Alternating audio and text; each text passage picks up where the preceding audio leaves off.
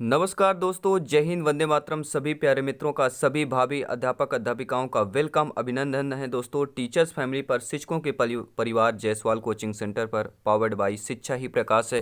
दोस्तों बात करने वाले हैं बाल विकास शिक्षा शास्त्र प्रैक्टिस सेट नंबर 16। यहाँ पर मनोविज्ञान, फिजिकोलॉजी, बाल मनोविज्ञान, शिक्षा मनोविज्ञान संपूर्ण कलेक्शन मिलेगा, जो हम 1000 प्लस MCQs प्रैक्टिस सेट के क्वेश्चन करने वाले हैं। जी हाँ, और इस पर हमारा जो सपना है 30 ऑफ 30 का, वो ज़रूर पूरा होगा, क्योंकि सिलेक्शन दोस्तों सर्वोपरि है। तो दोस्तों कल की क्वेश्चन का मॉक क्वेश्चन देख लेते हैं। कल की क्लास का, कल के प्रैक्टिस सेट का मॉक क्वेश्चन क्या था, सभी प्यारे मित्र कमेंट किए थे, उनका जायसवाल सर सभी का दिल से धन्यवाद करते हैं। दोस्तों देखिए, प्रेरणा का वही संबंध उपलब्धि से है जो अधिगम का तर्क से है, चिंतन से है, बोध से है या विवेक से है। तो प्रेरणा का वही संबंध उपलब्धि से है जो अधिगम का बोध से है। तो राइट ऑप्शन सी था। जिन्होंने सी ऑप्शन किया, बहुत बहुत धन्यवाद। चलिए अब इस प्रैक्टिस सेट को 30 महत्वपूर्ण क्वेश्चन पर शुरू करते हैं, जिस पर पहला प्रश्न आपके स्क्रीन पर आ चुका है। सभी प्यारे मित्र नीचे कमेंट करेंगे। दोस्तों पहला प्रश्न है इस प्रैक्टिस सेट का, इस सेशन का, शिक्षार्थियों में बहुत विभिन्नताएं होती हैं, इनमें से किसके कितने लिए शिक्षक को संवेदनशील होने की आवश्यकता है। संज्ञानात्मक क्षमताएं और सीखने के स्तरों पर आधारित विभिन्नताएं, भाषा, गति, जाति, लिंग, धर्म, समुदाय की विविधता पर आधारित विभिन्नताएं। अब आप दो ये कथन दिए गए हैं। अब नीचे कूट भाषा भी दिया गया है। कूट के आधार पर बताना केवल एक सही है, ना तो एक सही है ना तो दो, या केवल दो सही है या एक व दो दोनों सही हैं। देखिए दोस्तों, क्वेश्चन को अच्छे तरीके समझिए। शिक्षार्थियों में बहुत विभिन्नताएं होती, बिल्कुल सही। बालक बालिकाएं जो भी आपके होंगे, शिक्षार्थी विद्यार्थियों में विभिन्नताएं होती हैं, वो भी बहुत विभिन्नताएं होती हैं। तो इनमें से किसके या कितने लिए शिक्षक को संवेदनशील होने की आवश्यकता होगी, यानी आपको जो है संवेदनशील होने की आवश्यकता कितना या किसके लिए होगी। संज्ञानात्मक क्षमता और सीखने के स्तर पर आधारित विभिन्नताएं, बिल्कुल सही बात है। भाषा, जाति, लिंग, धर्म, समुदाय की विविधता पर आधारित विभिन्नताएं भी पाई जाती हैं, तो ये दोनों हो जाएंगे। ठीक है, संवेदनशील, इन दोनों में आपको संवेदनशील होने की आवश्यकता होगी, अर्थात आपका डी ऑप्शन सही हो जाएगा। दूसरा प्रश्न है दोस्तों, according to questions, according to syllabus, exam pattern पर है। विशेष रूप से जरूरतमंद बच्चों की शिक्षा का प्रबंधन होना चाहिए। जो विशेष रूप से जरूरतमंद बच्चे होते हैं, उनका शिक्षा का प्रबंधन होना चाहिए। कैसे होना चाहिए? दूसरे समान बच्चों के साथ होना चाहिए। विशेष विद्यालयों में विशेष बच्चे के लिए विकसित विधियों द्वारा, विशेष विद्यालयों में या विशेष विद्यालयों में विशेष शिक्षकों द्वारा होना चाहिए। तो विशेष रूप से जरूरतमंद बच्चों की शिक्षा का प्रबंधन दोस्तों कैसा होना चाहिए? सभी लोग कमेंट करेंगे, फीडबैक करेंगे। तो राइट ऑप्शन क्या हो जाएगा दोस्तों? विशेष रूप से जरूरतमंद बच्चों की शिक्षा का प्रबंधन दूसरे समान बच्चों के साथ होना चाहिए।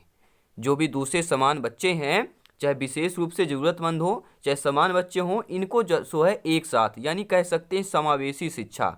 समावेशी शिक्षा यानी सभी को समान प्रकार की जो शिक्षा होती है, समावेशी शिक्षा वही कहलाती है आपकी। तो विशेष रूप से जरूरतमंद बच्चों की शिक्षा का प्रबंधन जो है दूसरे समान बच्चों के साथ करना चाहिए। पहला ऑप्शन सही हो जाएगा। सभी मित्रों का जय हिंद, वंदे मातरम। दोस्तों जायसवाल सर सभी का अभिनंदन, स्वागत करते हैं। आई होप सभी प्यारे मित्र शिक्षक बंधु वीडियो को लाइक अवश्य कर लिया होगा। दोस्तों तीसरा प्रश्न है आपके सिलेबस के अकॉर्डिंग कि प्रभावी और स्थायी शिक्षा ग्रहण करने के लिए विद्यार्थी के पास होना चाहिए। यानी जो प्रभावी और स्थायी शिक्षा ग्रहण करने के लिए जो है शिक्षार्थी के पास होना चाहिए। शिक्षार्थी के पास क्या होना चाहिए? विद्यार्थी के पास क्या होना चाहिए? केवल शिक्षा प्राप्त करने के अवसर पर होना चाहिए, योग्यता और अभिप्रेरणा का वांछित स्तर होना चाहिए, केवल उपयुक्त बौद्धिक स्तर होना चाहिए, या केवल सीखने की योग्यता होनी चाहिए। तो प्रभावी और स्थायी शिक्षा ग्रहण करना हो तो कोई बालक बालिका है, शिक्षार्थी है, विद्यार्थी है, उसको प्रभावी और स्थायी शिक्षा ग्रहण करना है तो उसके पास क्या होना चाहिए? तो उसके पास दोस्तों योग्यता, ठीक है, योग्यता और अभिप्रेरणा का वांछित स्तर होना चाहिए। बी ऑप्शन दोस्तों सही हो जाएगा। चौथा प्रश्न है, सभी प्यारे मित्र आप लोग भी कमेंट बॉक्स में फीडबैक कीजिएगा, क्योंकि आप सभी लोग भावी अध्यापक अध्यापिकाएं हैं। दोस्तों क्रियात्मक अनुसंधानकर्ता के लिए आवश्यक होता है। जो क्रियात्मक अनुसंधानकर्ता होते हैं, आप लोग भावी अध्यापक अध्यापिकाएं हैं, ठीक है, आप लोग जो है क्रियात्मक अनुसंधान करता है, ठीक है, तो इसके लिए आपको क्या आवश्यक होगा कि आपको जो है विषय का स्वामित्व होना चाहिए, आपको समस्या को बोध होना चाहिए, आपको लोगों को क्या है समस्या से संबंधित होना चाहिए, या अपेक्षित शैक्षिक योग्यता होनी चाहिए। तो क्रियात्मक अनुसंधानकर्ता के लिए आवश्यक क्या होता है? तो इसके लिए आवश्यक यही है कि अपेक्षित शैक्षिक योग्यता होनी चाहिए। ठीक है, समस्या को बोध, समस्या से संबंधित या समस्या से संबंधित तो नहीं, ना ही विकास का स्वामित्व, क्योंकि आपको क्रियात्मक अनुसंधान करना है। तो क्रियात्मक अनुसंधानकर्ता बनना है तो इसके लिए आवश्यक है कि अपेक्षित आपकी शैक्षिक योग्यता होनी चाहिए। सभी प्यारे मित्र कमेंट करेंगे, फीडबैक करेंगे। जिनका सपना है अध्यापक अध्यापिका बनना, सभी मित्रों को जय हिंद, वंदे मातरम, इंकलाब जिंदाबाद। रुकना नहीं है दोस्तों, सिलेक्शन यहाँ पर सर्वोपरि है। क्रोध व भय प्रकार है। आप जो देखते हैं कि क्रोध आता है बच्चे में, क्रोध भी आता है और बच्चा डरता भी है, उससे भय भी आता है। तो ये प्रकार आपके अभिप्रेरणा के हैं, संवेग के हैं, परिकल्पना के हैं, या मूल प्रवृत्ति के प्रकार हैं। तो सभी प्यारे मित्र जानते हैं, समझते हैं, कमेंट बॉक्स में अपना फीडबैक दीजिएगा। हर एक शिक्षा बंधु का फीडबैक लाजवाब उम्दा है दोस्तों, सर्वोपरि है। क्रोध व भय प्रकार आपके संवेग के कहलाते हैं। ठीक है, पूछे आ जाए कि संवेग के प्रकार बताइए, तो क्रोध और भय उसमें से आपके दो ये प्रकार हो जाएंगे। छठवां प्रश्न है कि एक आंतरिक बल जो प्रोत्साहित करता है और व्यवहार परक प्रतिक्रिया के लिए बाध्य करता है एवं उस प्रतिक्रिया को विशिष्ट दिशा उपलब्ध कराता है, वह दोस्तों अध्यवसाय कहलाएगा, संवेग कहलाएगा, वचनबद्धता या अभिप्रेरण कहलाएगा। सभी प्यारे मित्र कमेंट करेंगे। क्वेश्चन रिपीट करूंगा, क्वेश्चन इंपॉर्टेंट है। एक आंतरिक बल जो प्रोत्साहित करता है, एक आंतरिक बल, ध्यान दीजिएगा। क्वेश्चन अगर आपने समझ लिया, आंसर बहुत ही आसान हो जाता है देना। एक आंतरिक बल जो प्रोत्साहित करता है और व्यवहार परक प्रतिक्रिया के लिए बाध्य करता है, कि आपका जो व्यवहार है उस प्रतिक्रिया के लिए बाध्य करता है करना, तो एवं उस प्रतिक्रिया को विशिष्ट दिशा उपलब्ध कराता है। कौन कराता है? जो ये प्रतिक्रिया आप लोग कर रहे हैं इसकी विशिष्ट दिशा उपलब्ध कराता है दोस्तों, और कोई नहीं, वह आपका अभिप्रेरणा ही कहलाएगा। क्योंकि यहाँ एक ही लाइन से हमें आंसर पता चल गया था, आंतरिक बल जो प्रोत्साहित करता है, तो आंतरिक बल आपको एक अभिप्रेरणा ही प्रोत्साहित कर सकता है। अब देखते हैं दोस्तों, अगला प्रश्न दिया गया है कि निम्नलिखित में से कौन सा कारक अधिगम को सकारात्मक प्रकार से प्रभावित करता है?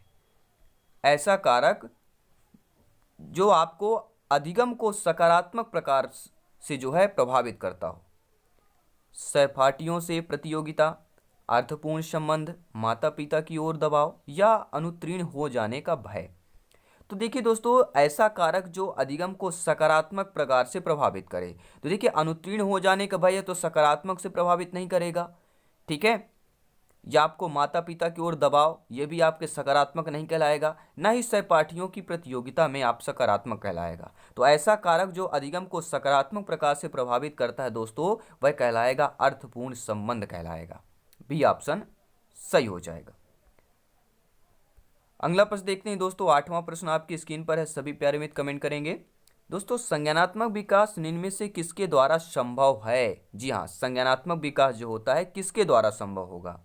प्रासंगिक और हर संभव रूप में सुनियोजित परीक्षाओं का आयोजन करके, पारंपरिक तरीकों को सुदृढ़ करने वाली गतिविधियों को प्रस्तुत करके, एक समृद्ध और विविध वातावरण प्रदान करके, या सहयोगात्मक की अपेक्षा व्यक्तित्व गतिविधियों पर अधिक ध्यान केंद्रित करके।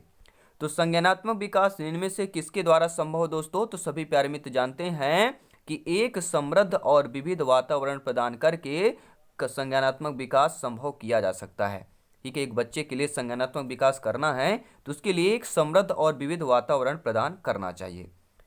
अब देखते हैं दोस्तों, अगला प्रश्न प्यारा सा प्रश्न है, संभावित प्रश्न है एग्जाम की दृष्टि से, कि कौन सी डिसलेक्सिया की विशेषता नहीं है? नेगेटिव नकारात्मक प्रश्न है। ठीक है, डिसलेक्सिया की विशेषता नहीं है, कठिन प्रश्न है, ध्यान दीजिएगा। लेवल वह ठीक है, लेवल अप यहाँ पे प्रश्न कर रहे हैं, क्योंकि यहाँ पे चांसेज हमें ज़्यादा करना है, चांसेज ज़्यादा है इस क्वेश्चन को आने की। तो डिसलेक्सिया की विशेषता देखिए, वाचन परिशुद्धता, गति तथा बोध की समस्याएं, सीधे या उल्टे हाथ के प्रयोग के संबंध में निश्चय, या छपे हुए शब्दों को सीखने और याद करने की कठिनाइयां, या लिखने की धीमी गति। देखिए, डिसलेक्सिया की विशेषता नहीं है। तो देखिए, सीधे या उल्टे हाथ के प्रयोग के संबंध में निश्चय, आप चाहे लेफ्ट हैंड हो चाहे राइट हैंड हो, चाहे दाएं हाथ से लिखते हो चाहे बाएं हाथ से लिखते हो, यह डिसलेक्सिया की विशेषता नहीं कहलाती। डिसलेक्सिया की विशेषता है, आप अगर धीमी गति से लिख रहे हैं, यह डिसलेक्सिया कहलाएगा, पहचान है। ठीक है, वचन परिशुद्धता है, बोलने में गति तथा बोध में समस्याएं आ रही हैं, ठीक है, छपे हुए शब्दों को सीखने तथा याद करने की कठिनाइयाँ, ये डिसलेक्सिया कहलाती है। आप चाहे लेफ्ट हैंड हो चाहे राइट हैंड हो, ये आपका डिसलेक्सिया की विशेषता नहीं होगी। तो according to questions right option number B हो जाएगा। अगला प्रश्न है, जी हाँ, बेहतरीन लाजवाब करंट क्वेश्चन है, टीटी एग्जाम में पूछे जाने वाला प्रश्न, संभावित प्रश्न है दोस्तों कि पीएफ, जी हाँ हम बात कर रहे हैं पीएफ की, पीएफ का प्रयोग किसके मापन हेतु किया जाता है? सृजनात्मकता के मापन हेतु, अभिरुचि के, व्यक्तित्व के या दबाव के? सभी लोग कमेंट करेंगे। तो पीएफ का प्रयोग किसके मापन हेतु किया जाता है? सभी लोग कमेंट करेंगे। जी हाँ, पीएफ का प्रयोग किसके मापन के लिए किया जाता है? जितने मेरे प्यारे भाई बहन शिक्षक बंधु है जानते हैं, कमेंट जरूर करें, फीडबैक जरूर करें, क्योंकि आपका फीडबैक दोस्तों शर्मान है। जी हाँ, पीएफ का प्रयोग किसके मापन हेतु किया जाता है? तो वह दोस्तों हम बात करेंगे व्यक्तित्व की बात कर रहे हैं। जी हाँ, पीएफ का प्रयोग व्यक्तित्व मापन में किया जाता है। और ये भी प्रश्न आ सकता है, देखिए पीएफ है क्या चीज़, ये भी जानना बहुत जरूरी है। तो फैक्टोरियल व्यक्तित्व प्रश्नावली या 16 व्यक्तित्व कारकों का परीक्षण कहलाता है पीएफ, जिसे पीएफ भी कहा जाता है। मूल रूप से मनोवैज्ञानिक रेमंड कैटले द्वारा बनाया गया है। ये भी आ सकता है कि आपका जो पीएफ परीक्षण है किसके द्वारा बनाया गया है? तो रेमंड कैटल द्वारा बनाया गया है। दोस्तों अगला प्रश्न है, कौन सा भूलने का कारण नहीं है? मानसिक द्वंद्व, पुनरावृत्ति का अभाव, सीखने की मात्रता या शिक्षक की योग्यता? तो भूलने का कारण, यानी कहते हैं ना भूलने का कारण नहीं होगा, कौन सा नहीं होगा? सभी लोग कमेंट करेंगे। देखिए मानसिक द्वंद्व अगर आप में चल रहा है, ठीक है, मानसिक में कई सारी चीजें चल रही हैं, ठीक है, चारों तरफ से, अगर चारों तरफ से हवाएं चलती तो बवंडर उठता है। इसी प्रकार जब आपके माइंड में चार तरफ से बातें, चार तरफ की सोच, यानी मानसिक द्वंद्व उसे ही बोलते हैं। तो अगर मानसिक द्वंद्व है तो भूलने का कारण ये हो सकता है। पुनरावृत्ति का अभाव, अगर आपने फिर ये क्लास आप लोग जो देख रहे हैं, ठीक है, आपने 1 महीने बाद 15 दिन बाद फिर से एक प्लेलिस्ट जाके ज्वाइन ये क्लास नहीं किया, तो ये भी एक भूलने का कारण हो सकता है। इसलिए पुनरावृत्ति हर एक क्लास का करना चाहिए जब भी टाइम मिले आपको, ठीक है। सीखने की मात्रा भी हो सकती है, कम मात्रा में अगर सीख रहे हैं, ये भी भूलने का कारण है। लेकिन शिक्षक की योग्यता जो है यह भूलने का कारण नहीं होगा। तो according to questions right option number D हो जाएगा। अब देखते हैं दोस्तों अगला प्रश्न, ठीक है, क्वेश्चन नंबर 12 देख लेते हैं। दोस्तों बुद्धिलब्धि संप्रत्यय विकसित किया, जो बुद्धिलब्धि संप्रत्यय है विकसित करने वाले कैटल हैं, टर्मन है, विने हैं, या रीड कहलाएंगे। तो बुद्धिलब्ध की बात कर रहे हैं, आईक्यू की बात कर रहे हैं, तो बुद्धिलब्ध का संप्रत्यय जो विकसित करने वाले हैं वह दोस्तों आपके टर्मन कहला जाएंगे। बी ऑप्शन सही हो जाएगा। बहुत बार दोस्तों पूछा भी गया प्रश्न है। अगला प्रश्न देखें कि ग्रंथियों के आधार पर व्यक्तित्व के विभिन्न प्रकारों की चर्चा किसने की है? ठीक है दोस्तों, व्यक्तित्व के विभिन्न प्रकारों में चर्चा तो अनेकों लोगों ने की है, लेकिन जो ग्रंथियों के आधार पर व्यक्तित्व के विभिन्न प्रकारों की चर्चा की है वह आपके क्रेसमर, युंग, कैनन या स्प्रेंजन कहलाएंगे। सभी लोग कमेंट करेंगे, फीडबैक करेंगे। जिनका सपना अध्यापक अध्यापिका बनना, सभी मित्रों को जय हिंद, वंदे मातरम, जयसवाल सर, सभी का अभिनंदन, स्वागत करते हैं, वेलकम करते हैं। और ग्रंथियों के आधार पर व्यक्ति के विभिन्न प्रकारों की चर्चा करने वाले आपके हो जाएंगे युंग की बात करेंगे। जी हाँ दोस्तों, अगला प्रश्न है कि प्रायः लड़कियां गणित में कमजोर होती हैं, यह अनुसंधान आधारित धारणा है, लैंगिक पूर्वाग्रह पर आधारित धारणा है, सत्य धारणा है, या उपरोक्त सभी है? और आप लोगों को कमेंट बॉक्स में बताना भी है कि 30 में से आपका इस सेशन, इस प्रैक्टिस सेट में स्कोर क्या है। तो प्रायः लड़कियां गणित में कमजोर हैं, अगर यहाँ पे दे दिया जाए प्रायः लड़कियां गणित में कमजोर हैं, लड़के गणित में कमजोर है, तो लड़का लड़कियों की जहाँ भिन्नता की जाए, ठीक है, तौला जाए, एक प्रकार से कह सकते हैं, तो लड़का लड़कियों को तौलना यह कहलाता है लैंगिक पूर्वाग्रह पर आधारित धारणा कहला जाएगी। ठीक है, तो जहाँ भी लड़का लड़की की समानता विपरीतता की बात की जाए, समानता की बात की जाती तो सही है, लेकिन विपरीतता की बात की जाती है, उनको तौला जाता है, तराजू में नहीं तौल सकते हैं, क्योंकि सबको समान अधिकार है। तो ये कहलाएगा लैंगिक पूर्वाग्रह पर आधारित धारणा हो जाएगी। अगला प्रश्न है प्यारे मित्रों कि निम्नलिखित में से कौन सा क्रिया प्रसूत अनुबंधन के मूल गंतव्य का वर्णन करता है? अब इनमें से आपको बताना है जो क्रिया प्रसूत अनुबंधन का मूल गंतव्य वर्णन करता हो। उपर्युक्त परिस्थितियों में कोई प्राणी कोई भी अनुक्रिया करना सीख सकता है।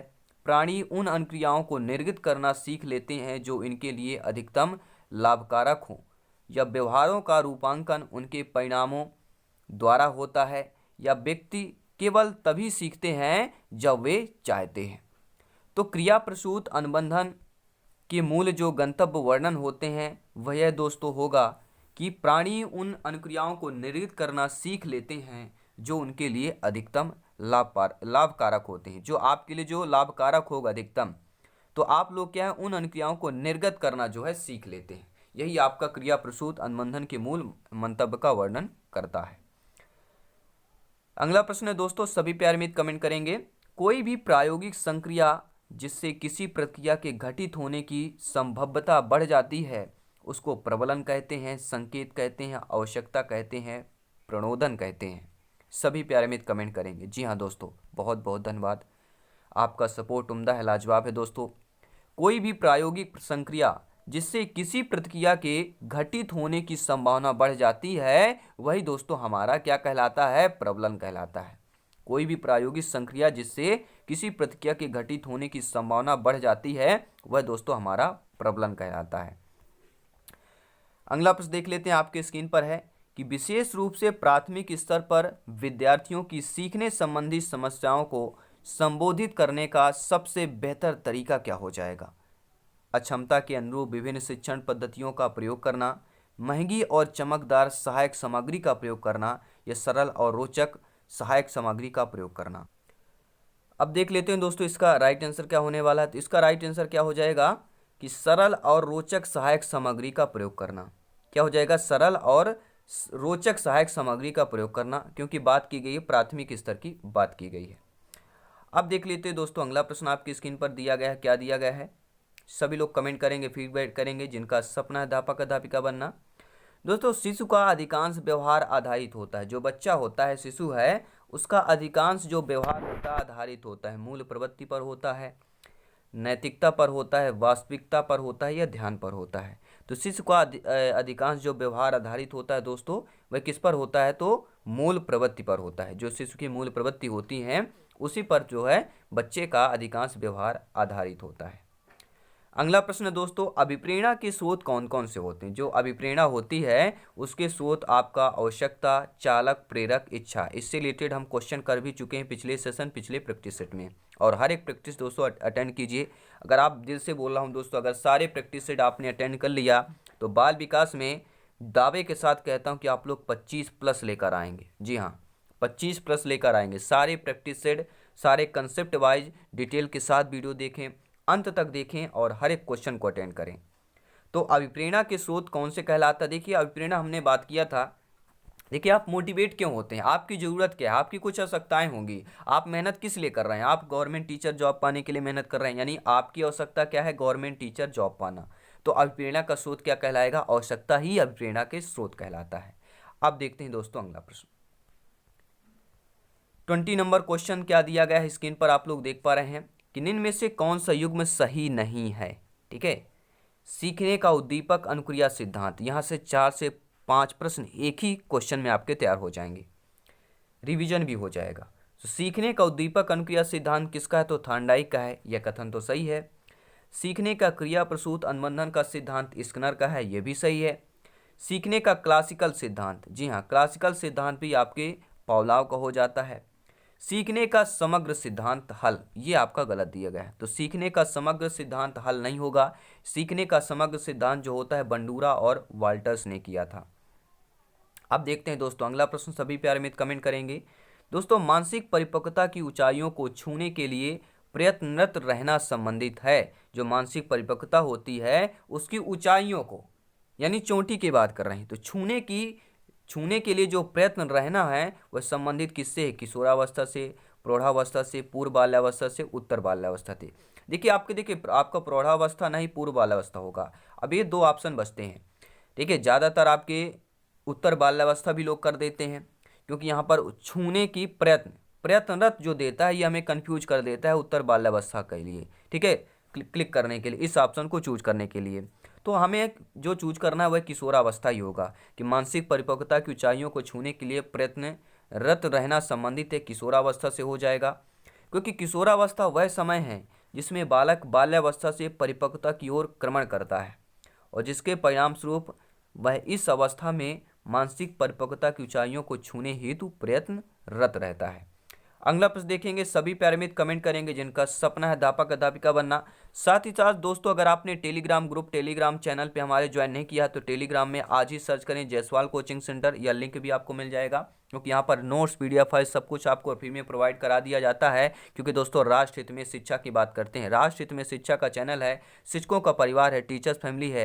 और साथ ही साथ दोस्तों, अगर आपने इंस्टाग्राम पर जायसवाल सर या अपने परिवार टीचर्स फैमिली पर जायसवाल कोचिंग सेंटर को इंस्टाग्राम पर फॉलो नहीं किया तो जरूर फॉलो करें। वहाँ पे क्वेश्चन भी मिलेगा आपको, साथ ही साथ जायसवाल सर से बात करने का जो भी क्वेश्चन हो, ठीक है, वहाँ पे आप डिस्कस कर सकते हैं 9 to 10 PM पर। तो चलिए दोस्तों, क्वेश्चन को कंटिन्यू करते हैं क्लास को। बाल मनोविज्ञान के आधार पर कौन सा कथन सर्वोत्तम होगा? कि सारे बच्चे एक जैसे होते हैं, कुछ बच्चे एक जैसे होते हैं, कुछ बच्चे विशिष्ट होते हैं, या प्रत्येक बच्चा विशिष्ट होता है? तो बाल मनोविज्ञान के आधार पर कौन सा कथन सर्वोत्तम होगा? सभी लोग कमेंट करेंगे। तो बाल मनोविज्ञान के आधार पर जो कथन सही होगा, हम बात कर रहे हैं बाल मनोविज्ञान की बात कर रहे हैं। तो दोस्तों, प्रत्येक बच्चा विशिष्ट होता है। बाल मनोविज्ञान के आधार पर अगर कथन देखें तो प्रत्येक बच्चा अपने आप में विशिष्ट होता है। डी ऑप्शन सही हो जाएगा। दोस्तों, चिंतन प्रारंभ होने के लिए आवश्यक क्या है? जो बच्चे में चिंतन प्रारंभ करना। देखिए, आपका जो चिंतन है, आप स्वयं सोचिए, आप में चिंतन आप प्रारंभ करना के लिए आवश्यक क्या होगा? आप में अगर चिंतन करना हो, आप क्या करेंगे? आप क्या जरूरत पड़ेगी आपको चिंतन करने के लिए? पूर्व अनुभव की जरूरत पड़ेगी, भाषा की, तर्क की, या समस्या की? तो हर व्यक्ति के पास समस्या होती है, हर व्यक्ति के पास समस्या है दोस्तों। कोई भी यहाँ पे समस्या ही नहीं है, समस्या से रहित नहीं है। हर एक व्यक्ति समस्या, ठीक है, समस्या लिए हुए खड़ा हुआ है। यानी कि हर व्यक्ति में चिंतन, समस्या ही चिंतन का प्रारंभ रूप होती है। तो राइट ऑप्शन समस्या हो जाएगा। अगला प्रश्न है, मनुष्य आयु का प्रत्यय दिया था। जो मनुष्य आयु का प्रत्यय देने वाले विनय साइमन है, स्टर्न है, टर्मन है, या सीरियल बर्ट हो जाएंगे? जितने मेरे प्यारे भाई बहन शिक्षक बंधु जानते हैं, नीचे कमेंट बॉक्स में जरूर बताएं। तो मनुष्य आयु का प्रत्यय देने वाले आपके विनय और साइमन हो जाएंगे। अगला प्रश्न दोस्तों देख लेते हैं, आपकी स्क्रीन पर दिया गया है कि उपलब्धि अभिप्रेरणा है। चुनौतीपूर्ण कार्यों में बने रहने की प्रवृत्ति, असफलता से बचने की प्रवृत्ति, सफलता और असफलता को समान रूप से स्वीकार करने की प्रवृत्ति, या आवेग में आकर काम करने की प्रवृत्ति? तो आवेग में आकर काम करने की प्रवृत्ति ये उपलब्धि अभिप्रेरणा नहीं कहलाती है।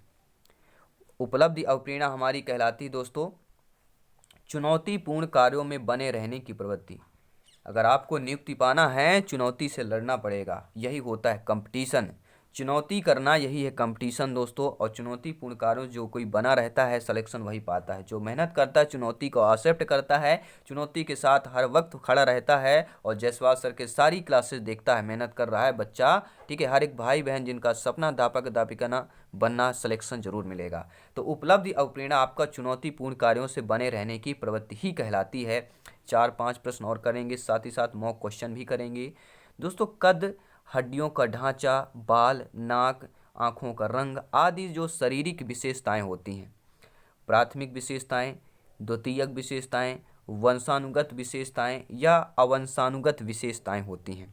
तो देखिए, कोई भी आपका हमारा बालक बालिका बच्चा का कद हो गया, हड्डियों का ढांचा, बाल, नाक, आँख, रंग, ये शारीरिक जो विशेषताएं होती हैं, देखिए ना तो प्राथमिक, ना ही द्वितीयक, ना ही अवंशानुगत, ये कहलाती वंशानुगत, वंशानुगत ही कहलाती है। जीन्स की बात करेंगे, कद, हड्डियों का ढांचा, ये सारी, बाल, आँख, नाक, ये कहलाती वंशानुगत, जीन्स की बात करेंगे। और अगला प्रश्न है दोस्तों कि मनुष्य जीवन का आरंभ मूलतः घटित होता है। जो मनुष्य जीवन है, यानी हमारा और आपका जो जीवन का आरंभ मूलतः घटित होता है, 2 कोषों में घटित होता है, केवल एक कोष में, कई कोष में, या इनमें से कोई नहीं? तो मनुष्य का जीवन जो आरंभ, यानी आपका हमारा जो जीवन आरंभ मूलतः घटित होता है कितने कोषों में? तो केवल एक कोष में घटित होता है। अगला प्रश्न दोस्तों आपके स्क्रीन पर है, सभी लोग कमेंट करेंगे। 28 नंबर क्वेश्चन है, शिक्षण प्रक्रिया में विद्यार्थी है, जो शिक्षण की प्रक्रिया होती है उसमें विद्यार्थी आश्रित चर होता है, स्वतंत्र चर होता है, मध्यस्थ चर होता है, या इनमें से कोई नहीं? तो शिक्षण प्रक्रिया में शिक्षार्थी होते हैं, सभी लोग कमेंट करेंगे। तो देखिए, इसमें स्वतंत्र चर की न बात करके हम आश्रित चर की बात करेंगे, क्योंकि शिक्षण प्रक्रिया की बात कर रहे हैं। शिक्षण प्रक्रिया में विद्यार्थी क्या होते हैं? आश्रित चर होगा। और अगला प्रश्न है, कि एक प्रमाणीकृत पठन परीक्षण के लिए, दोस्तों एक प्रमाणीकृत पठन परीक्षण है, उसके लिए आपको बताना है 5वीं कक्षा को प्रस्तुत करने में शिक्षक को अधिकाधिक परामर्श दिया जाता है। आप सभी लोग भावी अध्यापक अध्यापिकाएं आपकी नियुक्त होगी और एक प्रमाणीकृत पठन परीक्षण के लिए आपको जो है 5वीं कक्षा को प्रस्तुत करने के लिए आपको अधिकाधिक जो है परामर्श दे दिया जाता है। तो आप बच्चों को बोलने की परीक्षण बहुत महत्वपूर्ण है तथा उसमें अच्छा प्रदर्शन करेंगे।